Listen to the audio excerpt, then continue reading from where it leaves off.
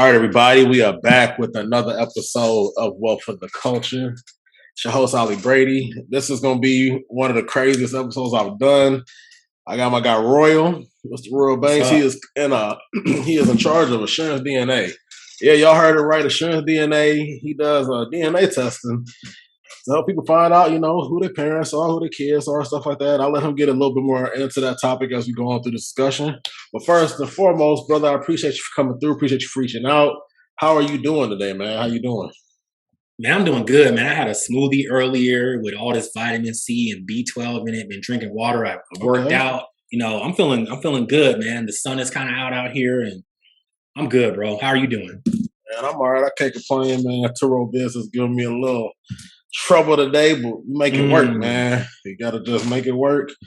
Figure it out how you figure it out, and hey, that's what entrepreneurship is, man. Rolling with the punches.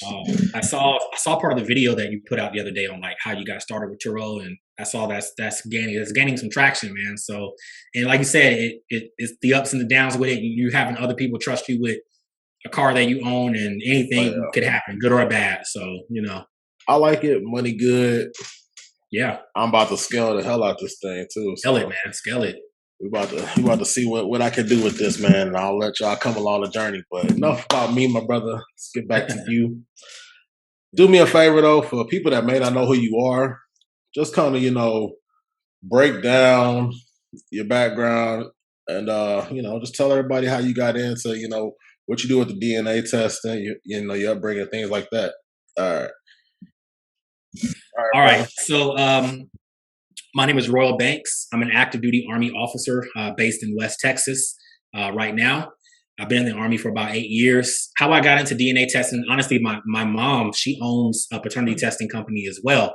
She's been owning one for about 20 years. And, over the past couple of years, I've been helping her kind of come into the 21st century with it. When she started, it was yellow pages. That's how she put out her ads and put out her information.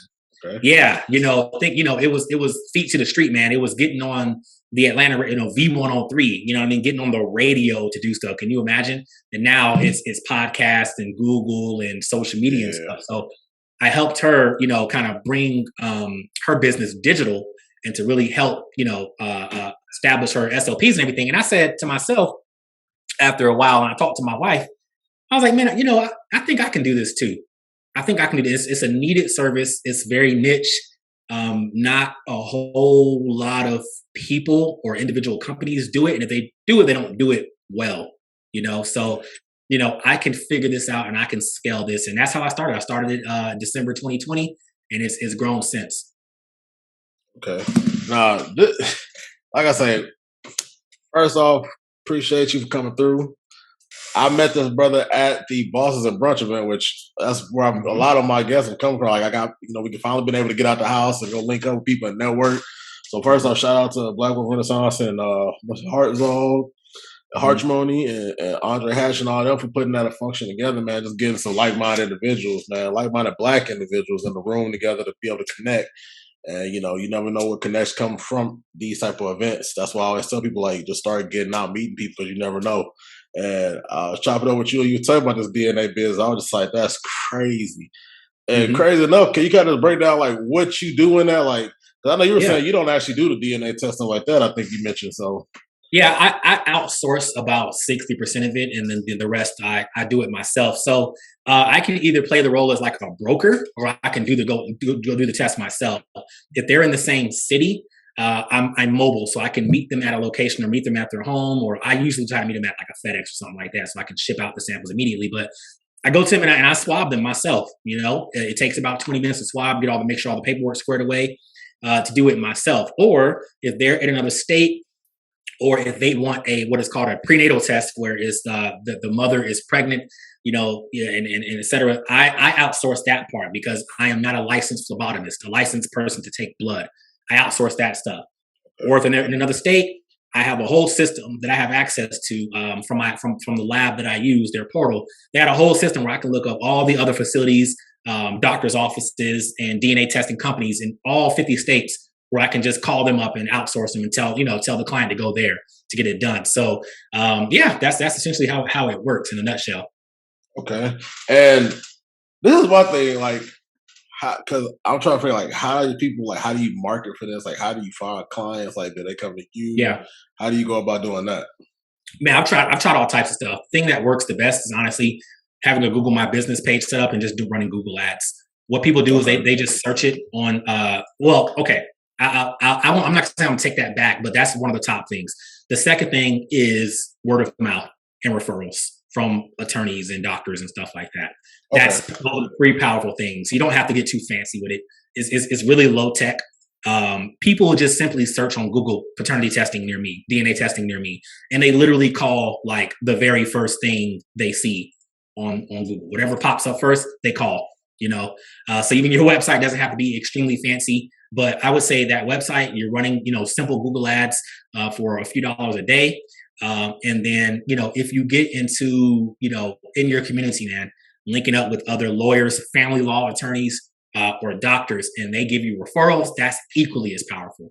My mom, who runs her business, she basically does zero advertising whatsoever. A lot of her business comes from referrals that she's made over the past 20 years. So go figure. Okay, so you basically just you middlemaning it up and pocketing the difference per se. Yeah, essentially, because Okay. I don't own the lab.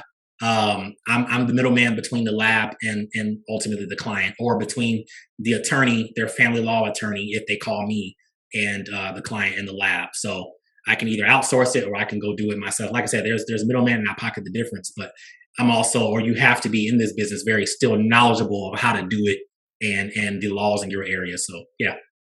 Okay, now I got a few questions off that. Like first off, Go ahead. like because I guess for you, I don't. Most people I talk to, they don't really have like an entrepreneur background. Like their parent was an entrepreneur. So like, how was that for you? Your mom being an entrepreneur. I don't know. You mentioned that, so I don't know if he was an entrepreneur or whatever like that. So can you kind of break down like that growing up, being able to see that in your house and how that Yeah. influenced you and impacted you? Yeah, for sure. So growing up, I was entrepreneurial growing up. Okay. So right around 9, 10 years old, I had my own lawn care business. My little Okay. lawn What's care up? What's hustle. up? Yeah, yeah. I was going around cutting grass, making money because I always like to make my own money. My first little job, even though it wasn't entrepreneurial, was working at a barbershop, sweeping hair. And raking leaves, cutting lawns. Eventually, getting older, and I had a little Kool-Aid stand, and Okay. just as I entered into my 20s, summer 2012, man, Yeah. I was a water boy on the streets of Atlanta. Even though I wasn't a boy, I was 21 years old. But me and the homie, we were broke, man, couldn't find a job, nobody was hiring for the summer, and we was like, man, let's just buy some snacks. We bought some snacks and went on the train in Marta, and nobody bought them. And the next day, we was like, wait a minute, it's hot as hell. Um, so let's try to sell water, and we sold water on the train, man. So I was Okay. always kind of entrepreneurial, man, always kind of entrepreneurial. But I still joined the military, so I have that like kind of military stability background as well. But yeah, man, my mom, she used to work for a few companies in Atlanta. One Hmm. day my little sister got sick, and there was a couple other events that happened, and she was like, what, I gotta do my own thing, man, so I can be with my child and still and still make money. So yeah, she's been doing that for 20 years since then. Man, that is dope. Because I honestly, like most people, because this podcast, we straight for black folks, man. And most people, we don't have that something to see. We look at either the ball player, the rapper, Yeah. stuff like that. Growing up as like the route we could take, and we don't choose the traditional 9 to 5. So it's always dope when I hear people talking about like, oh, their parents was actually like entrepreneurs running their own businesses, and Hmm. you get that instilled, and you get to see how it is, coming up. Like you Hmm. may not think it's a lot, like it mean nothing to you then, but for you it didn't even matter. You've been hustling since you was a young one, so for you Yeah. it's definitely like a different thing. Like I know, you run to a lot of people. They had like we sold like I sold candy at like high Yeah. school and stuff like that. I sold drinks or whatever. Like just figuring out how to make you some extra cash. So it's always dope when I hear people that actually have parents like around that was like hustling and getting it, and Even you get to see yeah. that. Yeah, man. Even like real quick story. Even as a kid, man, I had to been like, I don't know, like 11 or something like that. I did this one thing that made me realize. I was like, damn, that was kind of smart. I was in my neighborhood, going out cutting grass, and I saw a house that was for Yeah, sale, and the grass was really high. So I called the real estate agent. I'm like 10, 11 years old, man. I called the real estate agent. I'm like, look, I can cut the grass, because how you gonna sell this house if the okay. grass looks like shit? cut the grass and rake the leaves, and she was like, Yeah. okay, fine. A kid, you know what I'm saying? She's listening to this kid say this. And I actually cut the grass and raked the leaves and made it look good. I think I like took pictures or something like that, like with a digital camera to send Oh yeah, hustler for real. something. And she sent me a check. She sent me a check in the mail for my services. And I was like I said, 10, 11 years old. And I was like, damn, I can do that. And I did it, That's crazy. And just lets you know what I'm saying? Like I said, growing up, seeing my mom go through the ups and downs, man. Like the entrepreneurship, as you said in the beginning, man, with the Turo, is not always sweet, but you can scale it and you can make it better, with learning your lessons. So I saw my mom go through all that, man.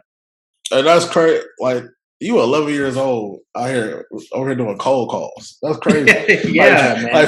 Like nobody even peeped that, and it's just like as a kid, like that type of stuff, that type of mentality, being able to just go get it like that is what shape you like to where you're able to do this now, just have a whole business out of this and make money off of it and build you some wealth. And that's what everybody wants, but not too many people gonna actually go out and go do it. Cause a lot of people, they want to talk about it, but you out here actually doing it and making it happen. And you're doing it while you say you in the Army, you working there. Like I think you mentioned that you do have you do some stuff on the side, like investing as well. When I was talking to you at the Bus and Brunch, so I mean, being able to juggle all that is a thing in itself. Like that's people don't understand. Hey, you got a family, huh? You married and stuff too, right? I'm married, but we don't have kids yet. Okay, but still, hey, that's still, absolutely. That's still something you got to juggle too. So I mean that in itself, like for people that I say this because of people that want to like I ain't even got a wife in there right now. Like people that are single and stuff and want to make excuses as to why you can't get stuff done, or even people that's married and want to make excuses. Like it's ways to get things done. You just got to be able to be consistent and have your priorities in order, and stop waiting. Like he didn't even when you was talking about the story with the lawnmower when you were 11 years old, reach out to people. Like you didn't wait for the perfect situation. You went and made your situation, what it was. It made the most of it. And now you have a DNA business where you dealing with people that's in the worst and worst situations. And I actually want to ask you about this. Like, how do those conversations go? Yeah, because this is a touchy subject, and I mean, I would imagine how do these calls even go in this process? They're okay. Story time. All right. Okay, yeah, for sure. I want to hear this because I know you got some. Yeah, so I've been putting out content on my TikTok and Instagram and stuff like that for a few months now, and I had a woman call me from another state a couple of days ago, and she was like, "Hey, I saw your stuff on TikTok, and you just sound like you know what you're talking about. And look, I'm in a situation." I'm like, "Okay, how can I help you, ma'am? Let me get your name first." She tells me her name. I'm like, "Okay," and I address her by name. That's one thing. Address that person by name for the rest of the call. And she said, "Hey, look, I'm married. I have X amount of kids, and I got back with a former lover of mine, and I'm pregnant, and I think it's the former lover, and I don't believe in terminating pregnancies. So, I just need help. I need to find out how I can do a test to determine who the child's father is while I'm still pregnant, who the true child's father is." And, I put myself in their shoes. Like, I don't judge them. I don't say, "Damn, that's crazy." Like, no, I'm just, okay, man. Yeah, that's what I'm saying. Like, you gotta keep your composure, and you have to say, "Okay, man, well, tell me more." And you got to make them feel comfortable. So you have to be willing more to listen. So you listen to everything they're saying. They're venting. They're scared. This lady said she was so embarrassed because she did, a horrible thing. She felt she was going to go to hell and all this other stuff. And my job is not to judge. My job is to help her. Is to help her get the truth and get the answers. So that's one thing. I have fathers who call me who feel betrayed. By the lovers, or they just don't know. Maybe they also been out here in these streets and they made a bunch of kids, and you just I don't judge them. I listen and I help them try to find their answers so they can get to the truth. That's how I handle it. Oh, dang. So, and this is one of those things where it's crazy. Like a few things from that, like not just being able to relate and talk to somebody, but also treating them like an actual human being. Like at the end of the day, Yeah. everybody mess up. We done all been through some stuff, Hmm. but that's the difference between like honestly closing deals. Like Hmm. a lot of people don't realize like half of it is the approach you have with how you address people. Like you just little simple things that people don't even realize, like just treating somebody like an actual human being instead of just another check. Like I get it, we Hmm. out here to make money, but you still I need mean, to I build a did that relate. in the beginning, man. I was doing that in the beginning, like kind of messing up, like because at the time my phone would ring and I here we go, a possible sale, Yeah, and I would just I would kind of mess it up, I would say, well, my price is this and my price is that, and it would kind of throw people off because they want to talk to somebody. There are other DNA testing companies. There's these, the massive labs, and granted, these labs are 100 million, almost $1 billion companies, and they don't have. yeah, Yeah, I mean, yeah, they don't really have time to be listening to your whole story. Like, you want the test or not, But for a smaller, locally owned business, you want to be empathetic. That's the word for it. Is have that empathy. I was doing that in the beginning. Yeah, my price is this and that, but after I had to learn to kind of change my quote sales script and just be more receptive and listening and empathetic and say, okay, well, you know what? My job is to help you find the truth. So, how about we set up an appointment, or, hey, do you want me to follow back up with you, or do you want to call me? Because yeah. I learned, in calling people, you can't just hit people up for the follow back and say, hey, this is Roll from Assurance DNA. You can't do that because you don't know who they're next to. Well, I'm about to say, especially in your field, like that's a whole like that's you on some secretive like low key like PI type Mhm. stuff where you dealing with some very secretive information. So I can Exactly. imagine So that's some stuff. it's Yeah, it's very sensitive, it's very emotional, and you have to be empathetic, and you have to be tactical in how you deal with people in these very stressful situations. And in the end, the other individual, the other spouse or whomever is hurt, but guess who really gets hurt in the end of this if these secrets are held on for too long? The child yeah, gets hurt too. So it's a very sensitive situation. man. God, that's crazy. Now Mhm. I got a question because how like okay, let's take a step. I want to because since you on your stories right now, I want to know like what's the craziest story that like you ever had to deal with personally. Yeah. Yeah. Me personally, in for Assurance DNA, I had a guy call me a few months ago, and he just first like 5 seconds on the phone, he's like, hey, I want a paternity test. I want a paternity test. I'm like, okay, cool, bro. How can I help you? He's like, yeah, I want to get it for my mom though. I want to get it. I was like, you want a paternity test for you? I was like, no, that's a maternity test. So you want to find out if your mom is your mom? He's like, yeah. And if he's like, and if I find out that you're lying to me, hopefully can I curse for this? Yeah, you He's go like, ahead, go ahead. he's like, if I find out that you're lying to me or the results are bad, I'm gonna fuck you up, man. I'm gonna fuck you up. Oh I'm gonna shit. find you. I was Okay. like, Damn. all right. First off, don't talk to me like that. Yeah. Don't do that.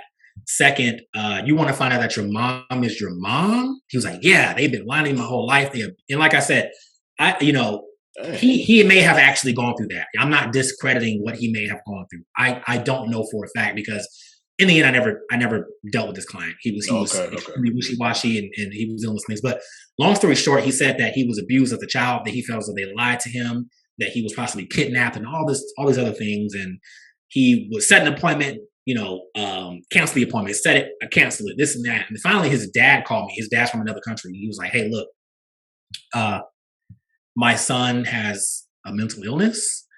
He says these things that are not true, and I fear as though if you were to try to meet him to do a test and his mother to do a test, he may possibly try to hurt you. So Oh, I'm just damn. giving you that information, and you do with that as you want." I was like, fair enough. Thank you. Like I said, I don't know if his dad could. I'm not going to take a chance, though. I wasn't going to take a Yeah. chance. Oh, um, damn, that's crazy. yeah, that's Assurance DNA. Now, for my mother's business in Atlanta, Okay. now this is just ridiculous. She got a call. She was going to do a DNA test for a gentleman, Yeah.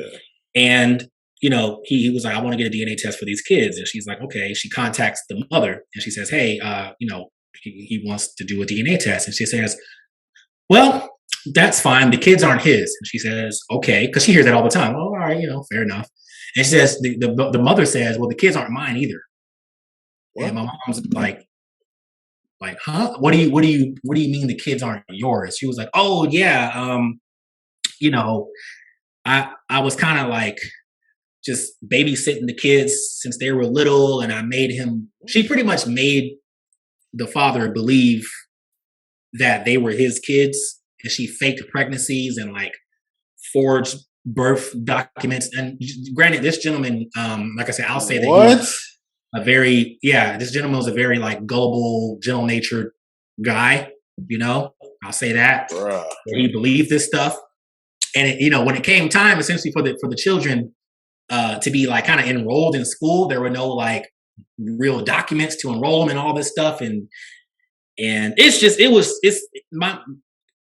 my sister, my mom was like, okay, it's time to notify authorities. Like, we don't know how are you borrowing or babysitting? What kind of, and the mom would say, well, yeah, we would kind of pass the kids off to different moms. And it's a wild story. Now the authorities are involved. It's a developing thing, and my mom kind of was like, it's still ongoing. This is still ongoing, and she's like, hey, I'm stepping back from this. Now the legalities are involved now. This guy was made to believe that they were his children, but they weren't even her children. And it sucks because in the middle of all this mess, because she was using him to get money essentially from him. In the middle of all this mess is the kids. They don't have a stable home. Think about that. Like, what is even going on? Like, who like, what's happening to these children? It's a scary, scary thing to think about. And that is like new. So it's like, I never heard.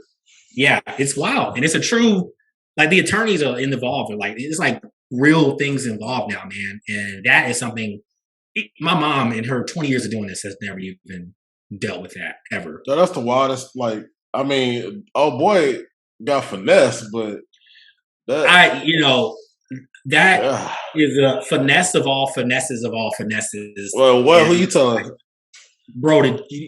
Like I said, I don't want to place blame on the brother, man, on the guy. But my gosh, like, you never went to an ultrasound? I don't know. It's just weird, man. He reached out to get a test, or yeah. That's the craziest thing I've ever heard. Damn, like you got some. Yeah, that's wild. Yeah. That's I feel bad for him, and I feel bad for the children, honestly. And it's more than paternity. It's more than a paternity test now. It's elevated. It's elevated now. It's a higher situation. So that's the crazy. Damn. I had never heard nothing like. I thought the son thinking his mom was crazy as an adult, but damn. Yeah, that's like mid-level. The son thinking that's mid-level, man, and yeah. All right. I was sorry. I'm trying to. That just the crazy. I ain't never heard that. I ain't never heard that. Like, I would have been like, ain't no way this might like. Nah, like, I would have had to be at something to like. I ain't never seen you pregnant, nothing like. I just some kids pop up and nah, hell no. But that's crazy. But let me I want to kind of talk about, you doing, like, this is like a very, to me, super niche industry. Mm-hmm. Let's say somebody did want to get started. Are you gonna ever come up with a course or anything? Probably to, like, teach. That's the plan, my brother. So okay, so kind of just break down like a little snippet of like how somebody even gets started in doing this. Sure. So right now I'm actually finishing up the final draft of a free guide that I have that I'm going to put out. People can go to paternityuniversity.com and they can sign up on the email list to get a free guide on how to become a collector. So a collector is an individual who works with like, for example, somebody like me who owns a DNA testing business. I would call a collector if I can't do the test myself, or if the clients are in a different state, right? Say, for example, you're right. I'm not going to drive all the way to Dallas to do a DNA test. I'm going to call you, Ollie, right? You're the collector. And how they do that is they would sign up to be a collector in one of the bigger labs, in an accredited lab. We're going to use, let's say, DDC for example. Okay. They do the Mari test and they do the paternity court test. They're a huge lab. Oh, okay, sure, all right. World renowned. Okay, so that individual would sign up to be a collector in their system. Okay, so they can be an authorized collector. You don't have to get licensed, but you need to get trained in it. What I'm going to do is provide that training on how to properly be a collector. So what I would do, once you're all trained up, you're ready to go, I would call you, Ollie, and say, hey, there's a test in this location in Dallas. These are the client's names. I'm going to pay you $100 to do a collection. Okay. And you will go out and collect on behalf of Assurance DNA. You will collect their samples. There's a very specific legal process to do that. Very specific paperwork called the chain of custody. And then I would actually pay you before you even go out there once it's confirmed, because the clients would pay me before anything moves. I would pay you, you would swab them, and you go on about your day. At most, it would take about 20 minutes for you to make about $75 to $100. That's at the base level of how to get into the DNA testing industry. And they just getting like samples from the people like in another place. Okay, that's exactly it. That's base level. That's your collecting. The higher level is me being essentially the middleman or the broker, or like I said, I can go out and do it myself. Okay, if it's in the local area, but if there's anything past like a 40 or 50 mile radius, I contact collectors. That's it. It has to happen. So eventually, yeah. So right now at paternityuniversity.com, I'm going to release a free ebook on how to become a collector and how to collect the samples. And from there, once you are a collector in DDC system, you can go out on your own. You will contact companies like me and say, hey, I'm so-and-so, I'm Ollie, I'm a collector. I can collect on your behalf in this city. You ever need a DNA test, et cetera. And you go on about there. Okay. And then the big course is going to be how to become like me, where you can outsource that stuff. So you basically like Andre Hatchett of DNA. Yes, and that's why hey, we've had these conversations. Me and Andre have had these conversations, and there's similarities. You know how they say, kind of like the rap game is kind of like the crack game.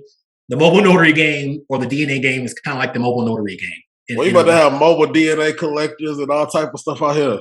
Hey, that's crazy. Quite literally it. Yes, that's literally it. But I would say this disclaimer. Okay. If you're going to be a collector, you need to be a person of integrity. I'll pause after I say that. You need to be a person of integrity. You must follow directions to a T. You must follow attention to detail. If you collect a sample, you send it out immediately. Yeah. That's in my guide, by the way. You don't sit on samples because people would this is a very emotional thing. Like I said, people want to know their answers fast. Yeah, I can't imagine you sending somebody go do a whole bunch and they get them mixed up, not paying attention. Yeah, that's exactly. Yeah. It is attention to detail. And in my guide, I have it down.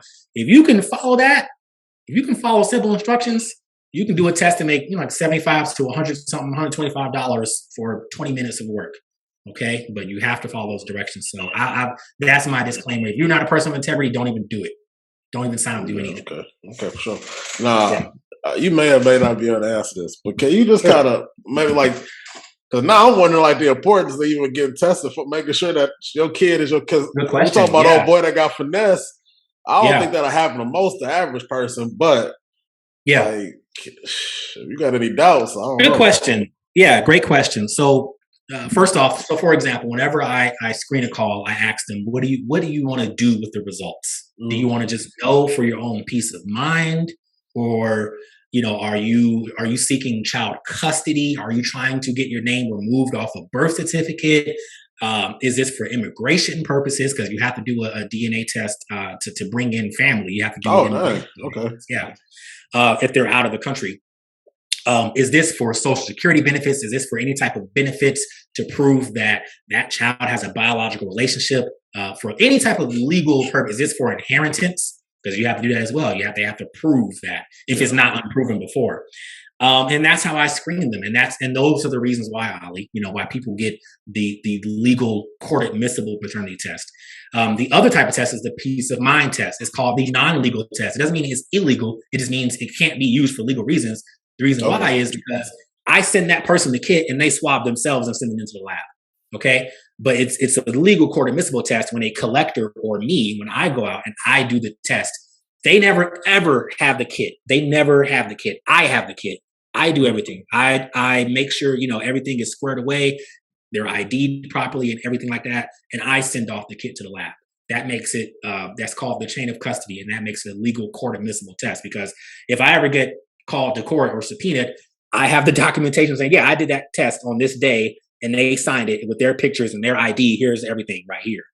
You can't do that with the at-home paternity test kit. Those kits, you could buy them at CVS. A lot of people they get messed up because they think they can use the kits that they can buy at CVS or Walgreens in court. No, you can't.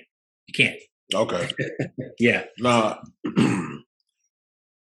you said collectors can like make about $75 to $100 for what they do.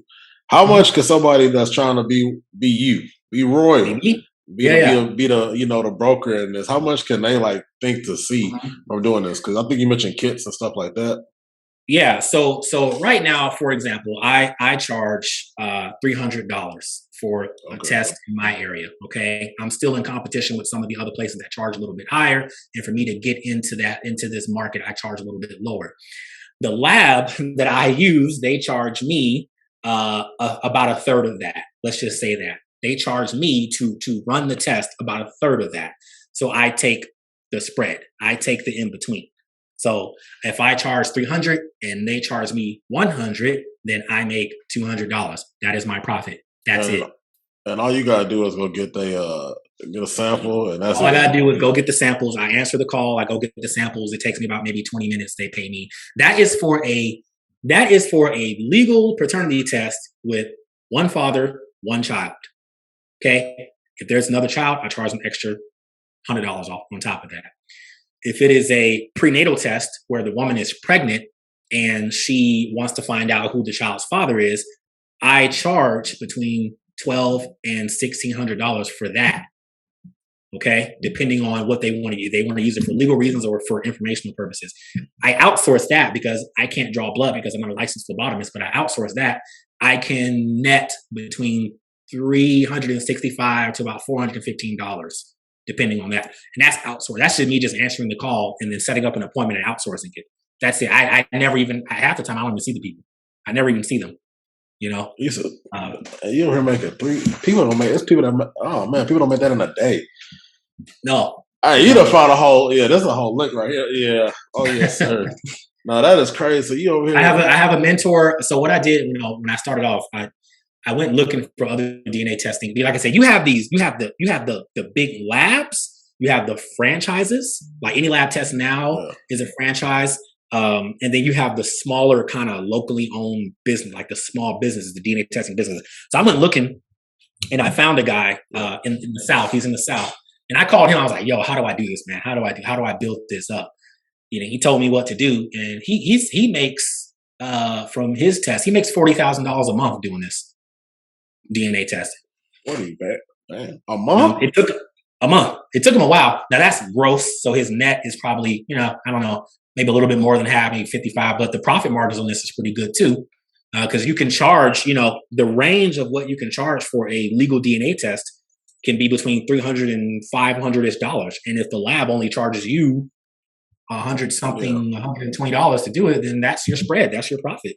And most of this is like for you in-house, I guess, like you don't have like a VA handling like the calls and stuff like that. Not right now. I intend to, especially since and where I'm at, a lot of people that call me speak Spanish. So I at some point in time, I have to hire a bilingual VA. But at the moment, when you're building it, you can do it yourself. You don't have to get super fancy. But yes, now the mentor that I have, he sometimes answers the calls himself, or he has a receptionist company and they field all the calls. And he, like I said, he has collectors. He has phlebotomists on standby that can collect blood from the mother if she's pregnant. He has collectors on standby. He's in like 4 different cities, and he just outsources it. Okay, makes it happen. Yeah. Man, 40 bucks. You can get this up to 40,000 a month. I won't like. No matter what the problem are, like this is. It takes time. And I said this on the Corporate Coke and Smack podcast. Shout out to Josh. But you can get shiny object syndrome. So when I was building this and I wasn't getting any calls, I wasn't getting no calls for a while, man. It could happen. It's certain parts of the year you get more calls, like during the holidays when everybody's at home. They look at the kid and be like, I don't think this kid is mine. Okay. And it picks up. COVID happened. Everybody's on lockdown. They have kids and they look at the kid. I don't think this kid is mine. You know what I mean? So it's seasons to it. But you can easily, especially in this business where there's kind of a lull period, you can be like, damn, well, I can get shiny object syndrome, so I can start. I mean, you could complement, drug testing. A lot of DNA businesses also do drug testing that complements it as well. But you can run it mobile notary too. But what I'm saying, you can get shiny object. You can do a lot of other things, but you also can just focus on this and get really good at this. And this can also work very well for you. Like I said, my mom does no advertising whatsoever or anything. And just based off her face card being valid and her doing good work and having good referrals, she probably grosses between $8,000 to $10,000 a month doing this. No, that's damn good. Hell, that's pretty good. That's regular. Regular people's jobs, what they make. So more really, like the average person ain't making. Oh, even if you're doing 50% of that, average person ain't making $4 a month. So that's damn pretty good. Yeah, you can have it as a solid side hustle, especially if you want to keep your job. You can have it as I'm still in the Army, right? And I'm able to do it. So yeah, and it gives you that freedom. Like I said, she was on the beach in Miami a few weeks ago, just handling call. Okay, hey y'all collectors, go do this. Still making money. So it's definitely possible to build. You gotta have patience.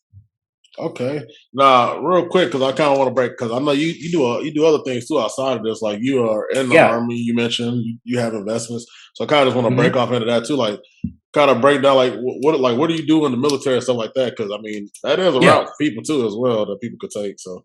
Yeah, it is. Yeah. So like I said, I'm an officer. So I went to college and commissioned as an officer. I'm an Army captain right now. I'm a public affairs officer. So I basically help tell the Army story pretty much. The kind of civilian equivalent to that is public relations. But I'm a public affairs officer. So I do that. My other investments that I have a regular, like a home, a rental property in Fayetteville, North Carolina, that I bought for $75,000. I rent it out for about $1,000 a month. It's a 3-bedroom, 2-bathroom brick ranch. Rent that out. Bought that in 2018. I also have a mobile home. I learned about mobile homes. I got into that. Learning about that on Twitter, seeing people do that. Learning from the mobile home elite investors. Great course, by the way. Great course. So I have a mobile home as well that cash flows very well. It actually cash flows better than the regular house that I have because I bought that, pretty much all cash, and I rent that out. I've been investing in stocks since 2014. So I have stocks as well, and I have my military TSP, which is the military version of the 401k. And I have crypto as well. So I have Ethereum, Bitcoin, that's what I like. Cardano, etc. I have that. I love Solana, by the way. It's pretty cool. I did some things with DeFi for a little bit. And that's pretty much what. So I have the job, I have the career bringing in consistent income. I have stocks, crypto, 2 real estate properties in the business. So there you have it. And then pretty soon digital products as well. Now question, because I don't really talk to people that got both. Which do you prefer out of mobile home and actual like physical property? Like, which is your preference? If you had to if you were to go scale it up, what would be your preference? Man, I would do mobile homes. I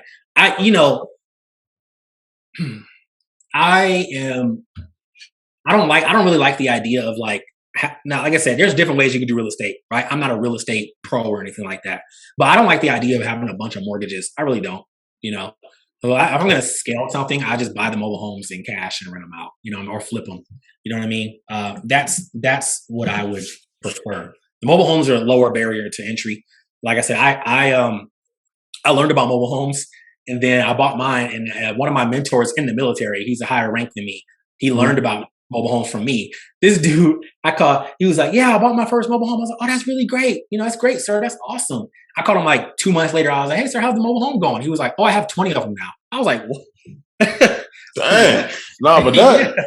I'm not gonna lie. Like what you mentioned earlier was about focusing in is super key because especially for somebody like me that has a podcast, I get to hear about so many different things that I think it wasn't until I had Andre Hatchett on my podcast he started talking about just focusing in and just get really good at one thing. Because like when I say I was like, I'd hear somebody talk about something, I just go try to do that and then do this, like, and then next thing you know, like, yeah, that's too much. So now I'm just kind of focusing in. Otherwise, I'll partner up with somebody because that's the only way you could do a lot of things if you partner with people. I think, did you say that the other day on Twitter? Did you respond to me about that, about the vending machine? Was that you? I think it was. Yeah, it probably was me because that's how, like, I know somebody out here that does vending machines, a couple people out here. And that's the only way I probably, like, because I really, like, last year during the pandemic, it stopped me because I was about to get a vending machine and then the pandemic and I'm just like, I don't see if this is even worth it or not. And I remember I talked to somebody, I was at a Black Renaissance networking event and a couple people I met have vending machines out in like Fort Worth. And I was like, okay, well, I might partner with y'all. I'll just give them some money. I'm completely hands off. Like I'll just kind of, take a piece of the profit, call it a day. Cause when you start trying to do every single thing, man, that jack of all trades, master of none, it sounds good, but really the best way I've heard it is, just get real good at one thing, become like an expert at that. Then it's usually everything you get good at after that, or you mention after that, you have built some credibility in one field. Mm-hmm. So now if you do anything else, because you already got a big following off of this and they know you good at this, they more than likely going to rock with you. Exactly. They more than likely going to rock with you because you got that social proof in this. They're like, oh, okay, if Royal good at this, and he killed it with this. Well, if he gonna do something else, I for sure know you're gonna kill it at that too. And if he on here preaching about it and talking about it, I know you know what he's talking about. And you have that like credibility because it's crazy social media nowadays. Like I know you mentioned even like you get clients off of social media just from like a TikTok post, you get clients, and it's crazy. But people thinking about that now is like it's crazy. But building up followers on these social media platforms, like it's still super early. Mm-hmm. Like people think they're behind, but like we still super early. Like I'm still just getting started. Like I was never like a social media person until I got this platform, and so that's why I tell people like get like just start something on social media. It don't matter what. And start working on because once you build some type of following, oh man, like I'm telling you, man. After it just feels like I got supercharged after that Dallas brunch. I swear, man, like I came back with a reinvigorated spirit. And just started posting more about paternity. Like my friend was telling me, mind share, and Andre Hatchett talked about that a few days ago on Twitter, where he said, establish yourself as that go-to person. When you think of mobile notary, who do you think of? Obviously, Andre Hatchett. When you think of the cleaning business, you think of the Hartzogs, right? Yep. When you think of podcasting, kind of in general, like wealth podcasting, you think of Xavier and Deanna. Like that's who you think of. You think of the Millionaire Mindsets podcast. So, for me, and that's what he told me. He's like, when people on social media think about DNA testing, they need to think of Royal Banks. That's what they need to think of, and get good at that one thing. Become a professional at it. Become an expert. And honestly, there are no other DNA testing people on social media. I'm about to say, you got the most super niche thing too. It's not like you got to compete with nobody. Like most of my friends knew me for like crypto. That was my thing. Like that was the first thing I got into investing until I came on this podcast. Though, like now it's Turo a little bit. Like I'm starting to build some validity in that because I'm doing it. But man, people need to understand. Like you don't want to be that guy when somebody think you. It's like, oh, you do this. They do a little bit of everything. I don't know. Yeah, a little bit. Yeah. Because I tell you what, my thing from pretty much from here on out is going to be, like you said, partner with people or providing equity, or if I'm gonna continue to go in real estate, it's gonna be like private lending or something like that, man. You know what I mean? Like, that's just me. I kind of wanted to be as passive as possible, and I want to focus on building this up because one day I want to exit from this company. I don't want to run Assurance DNA forever. I want to exit. Part of being able to automate it. Like that's what I tell people. I tell people I'm not interested in nothing that I can't eventually automate. Like if I can't Yeah. make it something where I barely have to be a part of. Like I don't get me wrong, you still got to work. Like I want to be able to work on my business, not in my business. And that's Right. what I try Right. to tell Right. people. Like you have to be able to like if it's not an idea that you're coming up with that I can automate, then I really like don't have no interest in it unless you're just trying to get some funding and I can get a Yeah. return on my money. So like that's Yeah. something people need to take into consideration and stop trying to do every single thing because you're gonna end up like I was for a year. Like I started off with one thing and it's crazy. Like people got like that's when I don't know like the cash flow quadrant thing. Like you want to like self-employed is Yep. cool, but you still working Yep. in it, and you got to constantly like you just create another job. When you get to that Hmm. business owner, investor aspect, that's where you can kind of just make Hmm. money doing little to nothing, and that's the Hmm. ultimate goal for most people. And that's how you're able to attain wealth, man. And like you got multiple avenues already, just from real estate, mobile homes, stocks, Hmm. crypto. Like you got your retirement plan. Like still got your 9 to 5. Like people shit on 9 to 5 so much and shit on day jobs, and not realizing like that's how you fund a lot of the stuff that you got going on. And imagine if you could figure out a way to scale your business that you're running on Hmm. the side to Hmm. match your 9 to 5, and you can still manage it to do it at least for like a year or so. Hmm. Man, you don't understand how quick you can scale up the money you got in other avenues. Now you got 5 different things bringing you money from the investment side, but you also got your business that you're scaling up. So Yep. that's just the power in that, man. But Yeah. I want to thank you, my brother Roy, for coming through, man. I appreciate you for Thank reaching you, out, man. Thank man. you. I got one last segment I like to do with all my guests, man. It's a talk to the culture segment. I just run out 5 questions. You just answer them as quick as you can, best you can. Sure. And we Yeah. can go and wrap this thing up, man. Now, first question is, what does wealth look like to you? Freedom. Freedom. Okay. Freedom Yes, to sir. do wherever I want to go, wherever I want to go. Freedom. Freedom, and also, being able to pass down knowledge and assets to future generations and to my alma mater. Because one day I want a building named after me from my alma mater, Okay. Tuskegee University. I want a building named after me, and I want to set up a program. That's what wealth looks like to me. Okay, that's what's up. Second question. I always get a book recommendation from everybody. Can't be rich dad, poor dad, because people kill that book on here.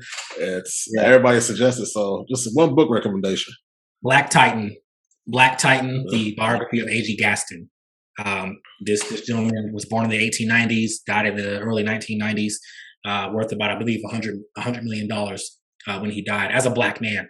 And he basically started and scaled needs-based businesses, in the Okay. 1930s and 40s. Black Titan by AG. I actually looking at it right here. It's next to my bed. I'm not going to get up, but Black Titan by not by AG Gaston, it's by his granddaughter or his grand. Sorry, his Okay. grandniece. But check that out. Okay. Powerful. Mhm. And third question. What is one thing you think the black community needs to improve on? Hmm. I would say what I'm working on is definitely family structure, man. Like the fatherless homes and broken homes and lack of what's the word for it, our own rituals and things of that nature. I think that's something that we can definitely improve on. It was taken from us by the powers that be, I would say that, but that's something that we need to actively get back to is family structure. Two-parent households, loving two-parent households, or strong parents, or a strong support system behind each black family is incredibly important to our upward mobility. Okay. I always like to ask everybody this, man. I bring on what is next for you. Where you see yourself like the next 3 to 5 years, man. What's the plan? Man, I'll still be in the military. I'll be the next rank up, so I'll be a major. So my name will be Major Okay. Bank. Cool. Uh, Okay. and assurance. I see assurance DNA. I see assurance DNA basically being double or triple my monthly income from my job. From my Okay, for sure. I see $20,000 to $25,000 a month from anything related to assurance DNA, whether that is the actual testing itself or digital products related to it. I see 20 to 25 bands a month doing that. Okay. That's what I Hell see. yeah. Hmm. Nah, last question. Do me a favor, my brother. Plug all your social media. Tell people how they can find you, get a Yeah, hold of you, where they can see all your stuff at. for sure. I am Royal Skegee on Twitter. I'm the most active on Twitter. So RoyalSkegee. Shout out to Tuskegee University. That's my alma mater. Assurance DNA on TikTok, Assurance DNA on Instagram. And for your free guide, free for now, by the way, it's not going to be free forever. So you might want to get it as soon as you can. Sign up for my email list as soon as you can. Go to paternityuniversity.com. Ollie, I'm pretty sure you'll put that in the show notes as well, so people can just click on it and sign up for your free for now guide on how to be a mobile DNA collector and make $75 to $125 per DNA test. How does that sound? Sounds good, don't it? All right, that's what I got. Okay, I appreciate you, my brother, for coming through. Appreciate you coming on. As y'all know, I always have all that stuff in the show notes, all that information. So y'all want to get a hold of Royal, follow him, tap in with him, investing in his products he's offering, the services. Just hit him up through those avenues, man. They'll be in the show notes. Once again, Royal, I want to thank you, my brother, for coming on. Thank you, sir, for dropping this game, man, and just, provide people with some value. So thank you, sir. Thank you, my brother. I appreciate you for having me on, and I'm looking forward to see this podcast grow, man, and also see your Turo fleet grow too. That's going to be dope. Keep documenting on YouTube. Hey, man, you ain't got to worry. Like I always say, though, what good is success, man, if everybody around you is still struggling? Each one reach one, each one teach one, man. This is another episode, and we out.